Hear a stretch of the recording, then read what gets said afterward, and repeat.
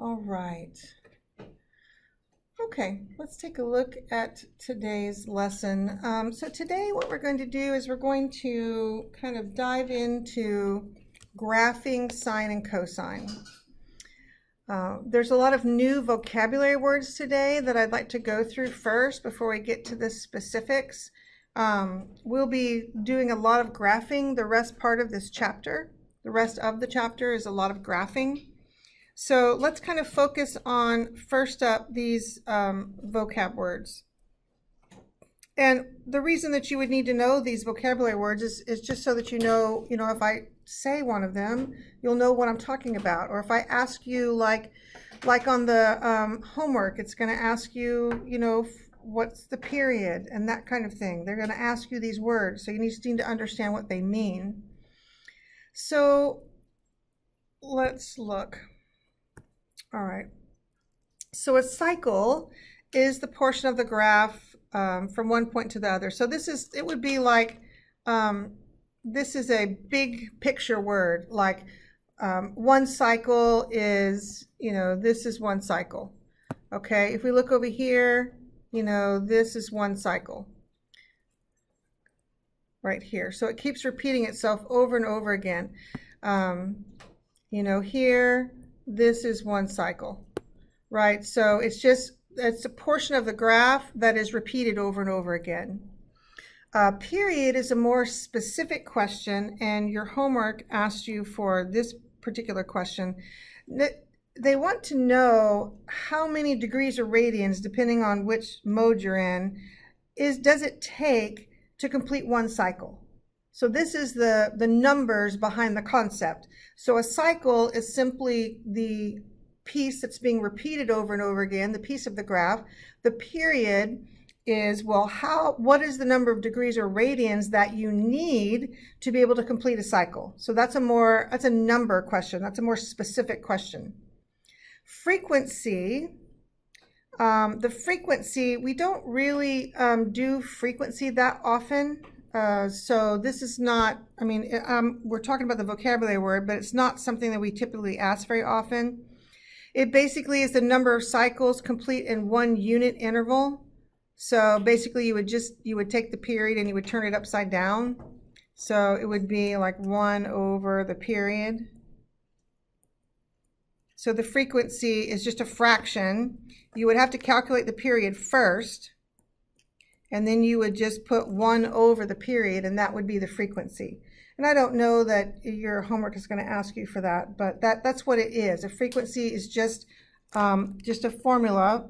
It's talking about 1 over the period. Amplitude. So the amplitude is the distance from the axis to a high or a low point. So let's look at this particular graph right here. So what we call this in the middle, this is our axis, our sine, it's called the sinusoidal axis. Sinusoidal axis. Some people call it the middles. The middles, I don't really know why they call it the middles, but that's it. Maybe it's just easier to say than sinusoidal axis, the middle. So this is the middle of the graph. And if you measure from the middle of the graph to the very top of the graph, this gives you what's called amplitude. So it's the measurement from the middles to the top of the graph, or from the middles to the bottom of the graph. It's the same number. That's how you could calculate your amplitude. And we'll talk about where it exists in the formula in just a moment. So that's amplitude. Okay, amplitude is simply the distance from the middles, the axis, sinusoidal axis, to a high or a low point. Sinusoidal axis is that's what we just talked about. It's the line through the middles. Minimum and maximum points, we did talk about that last year in Algebra 2 Honors, where your minimum point, maximum point would be like the top, like you're on top of the mountain, so this would be like a maximum point right here, And this would be like a minimum point in the area. It's a relative minimum. It's the biggest and smallest in the area that it's in. So that's maximum and min. Inflection points. An inflection point is a change of concavity. Let's talk about concavity. So concavity is a concept that we use in calculus, quite a bit, as we do maxes and mins. So concavity, if you think about it in terms of the visual picture of it, if you think about it like a cup, like you're holding a cup. If you would think about a cup, this would be like cupped down, right? This is concave down. So the cup would be upside down. You wouldn't be able to put any liquid in it, right? That's concave down. On the other hand, this piece right here, this is concave up because the cup is cupped up. So that's the significance of concavity by looking at it. And that's all we're going to need to do in Precal, is just to be able to look at it. In calculus, we will mathematically determine concavity, but here we're just looking at what is concavity. It's concave down when it's cupped down. It's concave up when it's cupped up. And this part right here where it changes from concave down to concave up, this point is called the inflection point. Okay, so that point is the inflection point. That's where we change concavity. We go from concave up to concave down, or vice versa. Okay, so that's a lot of vocabulary words.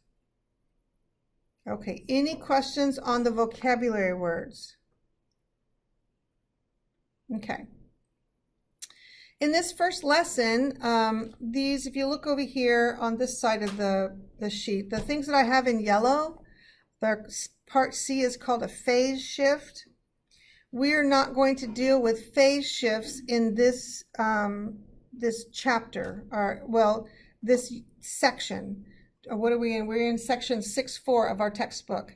We don't start talking about phase shifts until section 6.6.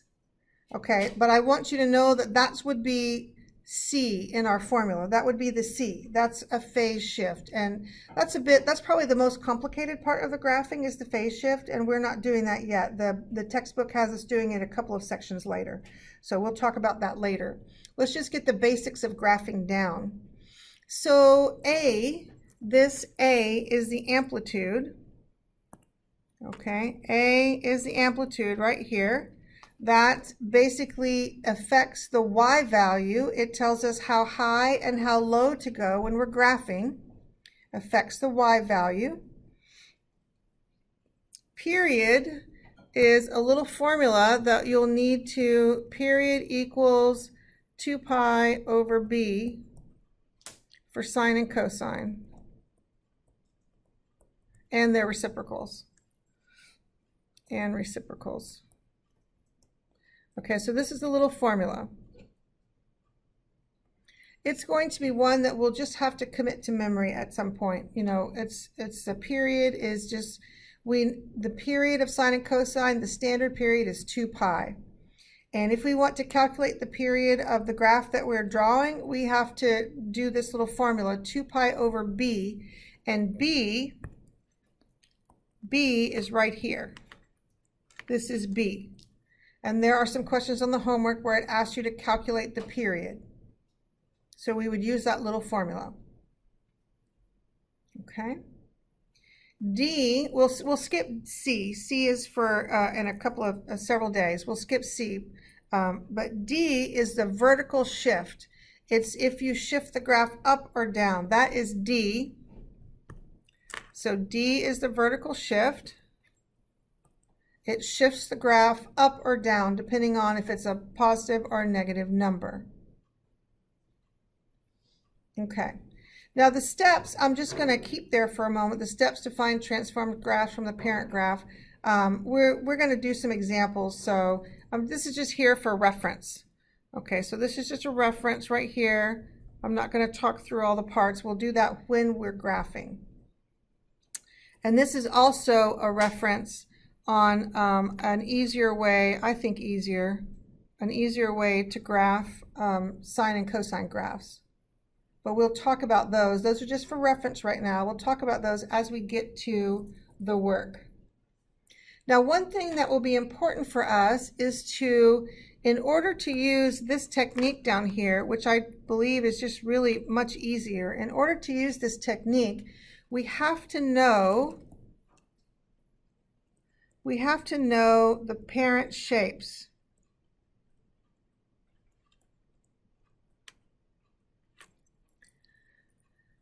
We have to know the parent shape. So what do I mean by that? So cosine, the parent shape, is like this. It starts at 1 and it's like a big U. So this is typically the parent is an amplitude of 1. So this would be at -1. So the parent shape, this is the parent shape of cosine. It starts at the y-axis at 1 and then it loops down and up. The parent shape of sine starts at the origin and then goes up to its maximum, down to its minimum, and back to the x-axis. That's the parent shape for sine. Okay, so those would be really, and as you graph more and more, it's just going to kind of make sense to you, and it will be easy to understand those shapes. But those are the parent shapes. It would just, that would be helpful to you if you knew what the parents look like. All right. So what we're going to do now is we're going to graph, just a couple of different, we're going to do one in degrees and one in radians. Just going to do some graphing. Okay, and I'm going to show you how to do it. We'll talk about a couple of different ways. First, we will just do, I'm going to write the parent points down. And we can think about these parent points of sine. So we're looking at sine right now. The parent points are simply our unit circle values. So let's think about that. At 0, sine is 0. At 90 degrees, sine is 1. So as we're going around the unit circle. At 180 degrees, sine is 0. At 270 degrees, sine is -1. And then back to 360 degrees, it's 0. Those are just the parent points for sine. Those are the parent points. Okay. So let's calculate the period. So if you recall the formula for the period, so period equals 2 pi over b, and this number is b. Let's just log these. Let's just put this number as A and this number is D. Okay, we don't have a C because we're not doing phase shifts yet. We'll do phase shifts in a couple of lessons. So our B is 1/2. So we calculate, so the period equals 2 pi over 1/2. So we fix our complex fraction and we get 4 pi. So our period, oh, and we're not in pi, so sorry. Let's go back to degrees. I'm just so used to doing radians. So period equals 360 degrees over b. So period equals 360 degrees divided by 1/2, which would be basically 360 times 2. So our period is 720 degrees. 720 degrees. So what I'm going to do, now that I know the period, I know we don't have any phase shifts. Phase shifts are left-right shifts. Left-right. We don't have any. So I'm going to go ahead and write down my x-axis coordinates. So this, we're going to start at 0 degrees. And we're going to go all the way to one period. We're just going to graph one period. We're going to go all the way to 720 degrees. Okay, that's what we're going to do. So the easiest way to find your x-axis coordinates would be to do half of the period. Half of 360 is, half of 720 is 360. So I'm going to go to the middle and I'm going to do 360. Okay, And then the two sections that I have between 0 and 360 and 360 and 720, those are equal sections. I need to do those in half. So half of 360 is 180. And so I know I'm increasing by 180 every time. So I add 180 to 360 and I get 540. And there are my points, my x-axis points. So as far as transformations go, that's what the x is transformed to. This is going to be 0 degrees, and this is going to be 720 degrees. And then the middle of 720 was 360. And then between 0 and 360 was 180. And then between 360 and 720 was 540. Okay, so those are our x values. You don't ever have to do the t-charts for me. It's just an organized way so that we make sure that you understand what I'm doing, okay? You don't have to do the t-charts if you don't want to. It's okay. All right, let's look for our amplitude. Our amplitude is the number that's found in the formula. It's just right here. It's that number. So amplitude is 3. Okay, the sinusoidal axis. The sinusoidal axis for the parent is at the y-axis. This D is telling me to go down one space. So I'm going to actually go down one space and I'm going to draw it. So that's -1. So that's my sinusoidal axis. The equation is a horizontal line. So the equation is y equals -1. That's my sinusoidal axis. Okay, so what do we do with the amplitude?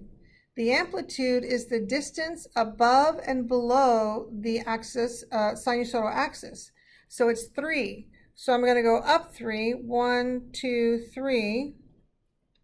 And I'm going to go down 3, 1, 2, 3. So that's -1, -2, -4. Okay, so those are my y values. Now, if we know the shape of sine, we can just draw it. We don't have to do any points. We can just draw it right now. If we don't know the shape of sine, then we would need to continue to use our points over here. So the y, so at 0, let's see what's going to happen. So at 0, this affects the y value, and this affects the y value.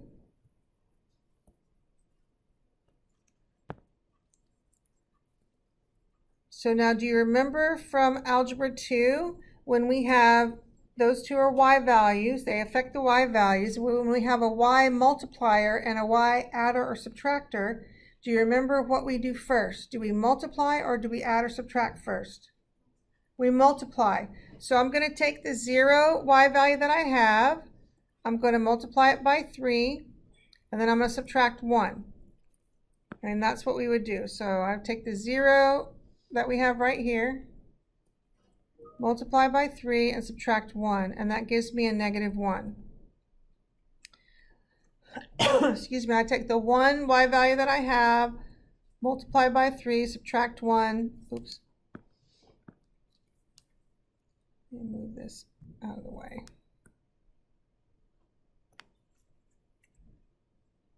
Okay.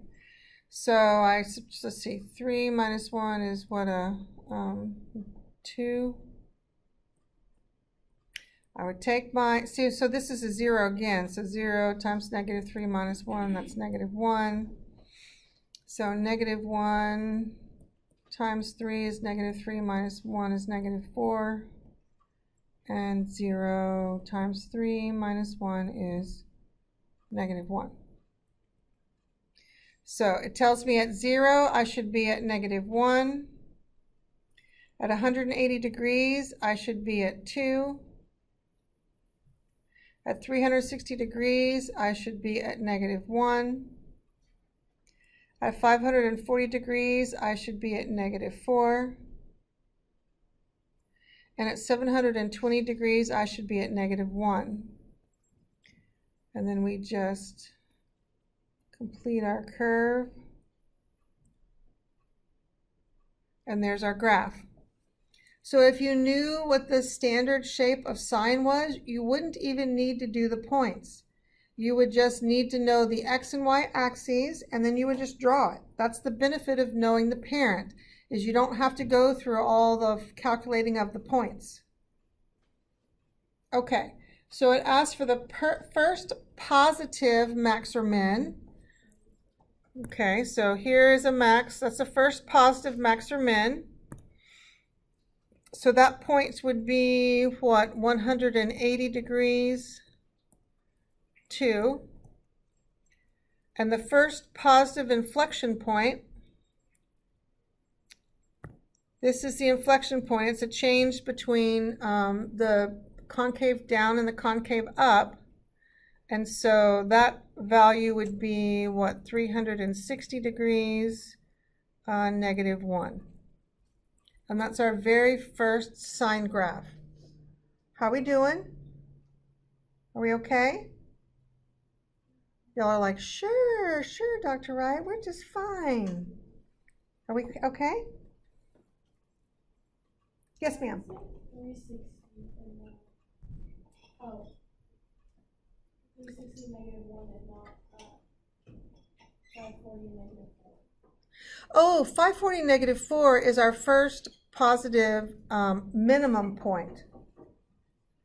Yeah, 540 -4 is our first positive minimum point. For the first one, they wanted the first max, whatever came first, either the max or min, whatever the first positive max or min was. And for that, we got to a maximum before we got to a minimum. Does that make sense? It's what they're asking for. Yes, ma'am. I'm a little confused how we got -1 as the sine axis. Okay. So early on. Okay. We got it out of the formula. So we got it right here. This right here, this number will tell you where the sinusoidal axis is. It always starts on the y-axis. That's where the parent is. And then if it's -1, it shoves it down 1. If that said +3, it would take it and move it up 3. So that number tells us everything. We just need that's this formula. You're welcome. Yes, ma'am. So for the first positive inflection point, wouldn't it be 0 degrees and -1? Oh, good question. So 0, poor little 0, it doesn't have a sign. And it's very upset about that. It wants a sign. Like all the other numbers get a sign, why doesn't it? So it's very sad, but it's not positive or negative. It's actually just nothing. I know. It's upset. You're welcome. Other questions? I mean, think about being the only number without a sign. Wouldn't that be, us like, wow. And y'all are like, stop. Okay, that's all right. Are we ready? Are we good? Ready to do our second one? Okay, this one is in radians. It's cosine. Okay, so I'm going to, let's attempt to not have to draw those the t-charts. Are y'all okay with that? Let's just go from remembering what the shape looks like so we don't have to do the t-charts. All right, so here we go. So let's calculate the period. So we're cosine, so remember the period equals 2 pi over b, and this is b. So the period equals 2 pi over 4, or pi over 2. That's our period, pi over 2. Okay, I want to stop, and we're going to use the period. We're going to put it on the graph. So I start at 0 degrees, or excuse me, 0 radians, and I go over to pi over 2. That is my period. So we just half and half again. So half of pi over 2 is pi over 4. Right? Half of pi over 2 is pi over 4. Let me...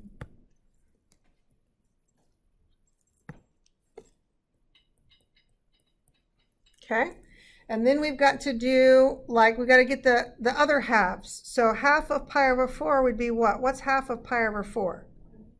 pi over 8. Now that we know that the singular distance is pi over 8, we could just add pi over 8 over and over again. 1 pi over 8, 2 pi over 8, 3 pi over 8, 4 pi over 8. That's how I do the fractions. It's just easier to do it that way, right? Instead of trying to do all your subtractions. So 1 pi over 8, 2 pi over 8 is pi over 4, 3 pi over 8 is here, and 4 pi over 8 is pi over 2. So that's the easiest way. So we have found the period and we've marked it on our graph. Yay. All right, amplitude. Amplitude is simply the A, it's the number in front. So the amplitude is 5. Sinusoidal axis. The sinusoidal axis simply has to do with D. What are we supposed to do? We're supposed to move it up one space. So here's our sinusoidal axis. It's at y equals 1. And I got that from the formula. Okay? I'm going to pause here for a second. Are we okay? Oh. All right.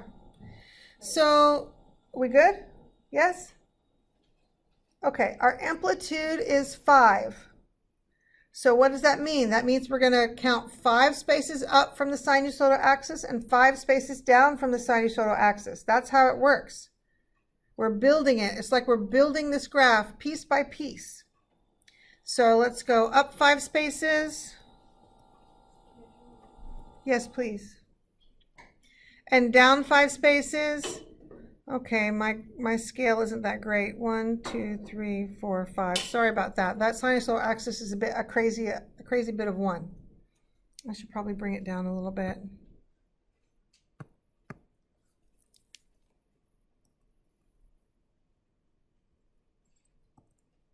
So 1, 2, 3, 4, 5. Okay, so we've gone 5 up and 5 down. Now it's simply knowing the shape of cosine. Cosine starts at its maximum. So it's going to start up here. It starts at its max. Then it goes to the middle. Then it goes to its minimum. Then it goes back to the middle. And then it goes back to the maximum. It looks kind of like a, fancy U. And that way we don't have to do all those t-charts. Now you can if you want to, but you would have to memorize the parent points and calculate all the numbers with the t-chart, which is fine. Now we look at the graph. We want the first positive maximum or minimum point. Now that first maximum point that we see is at 0, and we know poor little 0 doesn't have a sign, so our next max or min point is down here. So let's see, what is that? That's pi over 4, and 1, 2, 3, 4, negative 4. Okay? Our first positive inflection point, so the first inflection point is the change between concavity, what concave up, concave down, or vice versa. This one is right here. This is the change between concave down and concave up. So my first positive inflection point is pi over 8, 1. Okay, questions? Any questions? All right.